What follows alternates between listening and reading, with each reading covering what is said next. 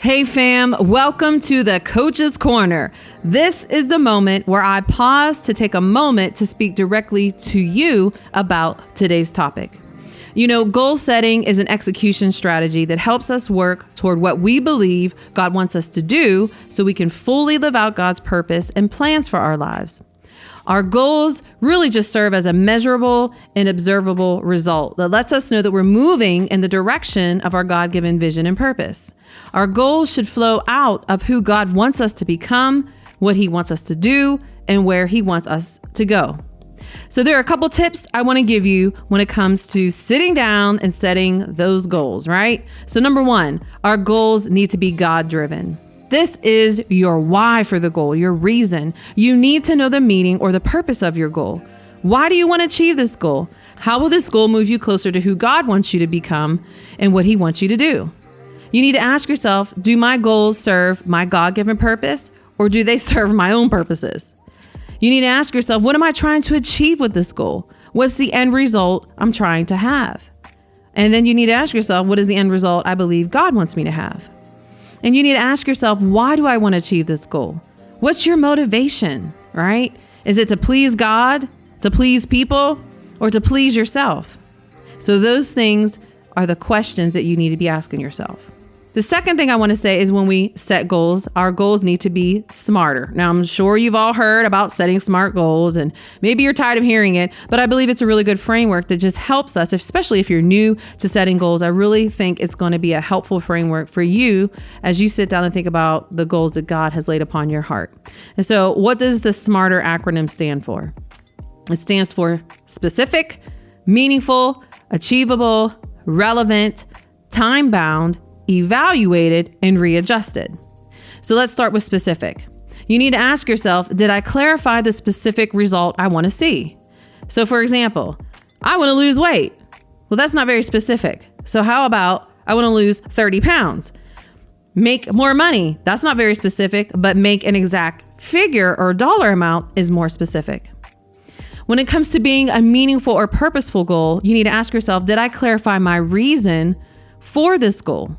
Is my reason to please myself, people, or God? Is it to promote my own purposes or God's purposes? To promote my plans or God's plans? When it comes to being achievable, you need to ask yourself, did I set a goal that's actually achievable? Is the goal enough to stretch me, but not overwhelm me and burn me out? When it comes to being relevant, you got to ask yourself, did I establish goals that are relevant to my unique purpose and mission or path, right? Because it's easy to get caught up looking at what other people's purposes and missions are and comparing and trying to set similar goals. But we need to make sure that it's relevant to who we are uniquely, right? The purposes and plans that God has for us in the lane that we're supposed to be living in, right? So ask yourself, are your goals based on proving something to other people, pleasing other people? So you need to make sure you check that. When it comes to time specific, you got to ask yourself, did I determine a realistic timeline or deadline for when I want to achieve this particular goal? And when it comes to evaluating your goals, you have to set aside time each day to reflect on your progress. And so one thing I would recommend is you scheduling time in your daily schedule to reflect on how you're doing in your goals. That can be as part of your morning startup or your evening shutdown routine, whatever daily routine you have, but it needs to be intentional. And the reason for this is that our goals always need to be in front of us. I don't know about you, but I have goals that can be in Evernote, that can be on my phone, that can be written down somewhere. And sometimes I forget about them. So it's important that we always have them tangibly in front of us.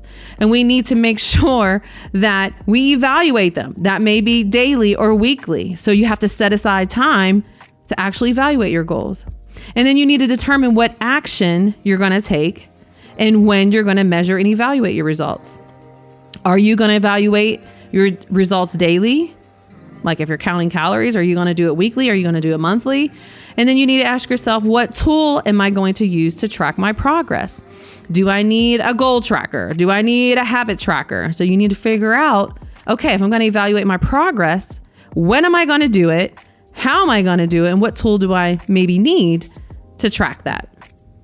When it comes to readjusting your plan, you need to ask yourself, am I getting the results that I desire?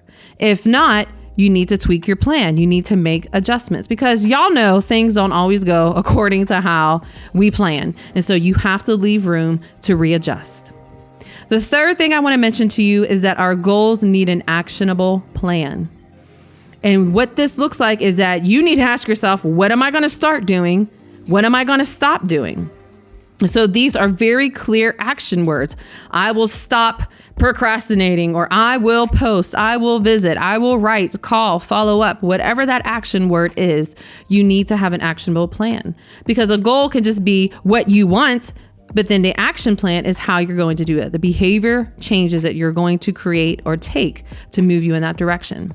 And so you got to ask yourself, did I determine the specific action I'm going to commit to doing each day in order to work toward my goal that is designed to support my God-given vision, mission, and purpose?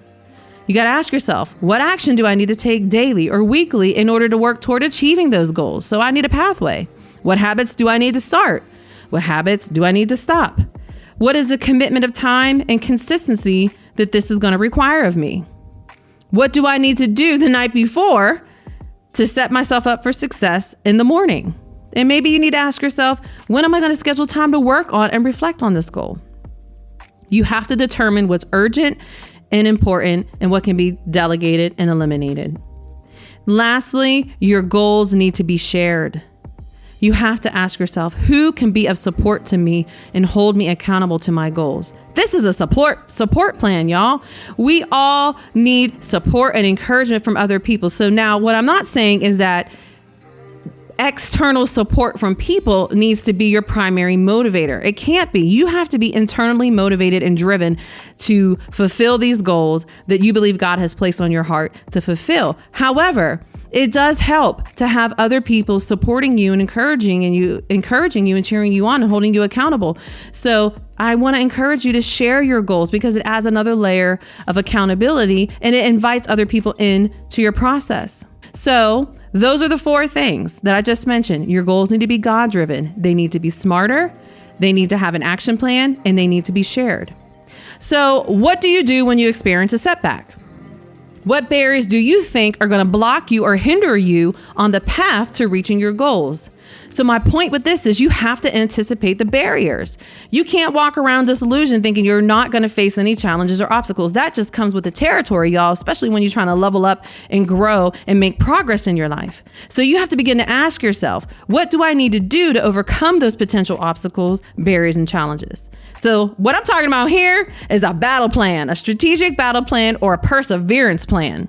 And so some things that you may want to add to your perseverance plan is this. Number 1, give yourself some grace.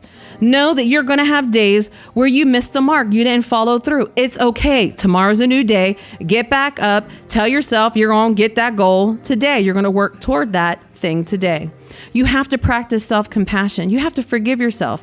A lot of times we can get stuck in this self-condemnation that I'm never going to do it. You're always doing that. You always fall into the same pattern. And that type of negative self-talk will just keep you stuck and you'll never move forward. So you got to fix that negative self-talk too.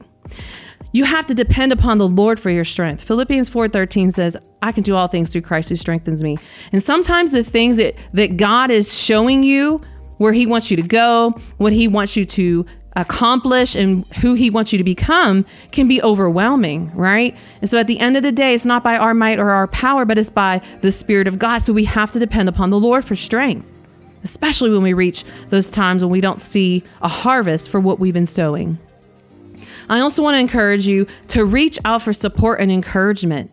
You are going to have setbacks. That just comes again with the process. So reach out to trusted loved ones and friends to get encouragement, right? To get a new perspective, right? So they can continue to propel you forward and push you forward into your God-given purpose. And the last piece of advice I would give you when you experience a setback is focus your attention on your future. Do not fixate on the past, on the former things. God says, I'm doing a new thing. So we need to fix our eyes firmly on the race set before us, right? To move forward into the future. Yesterday is history, so we need to focus on what we can do today to begin to change our tomorrow. So when it comes to setting goals, I hope you will keep these things in mind.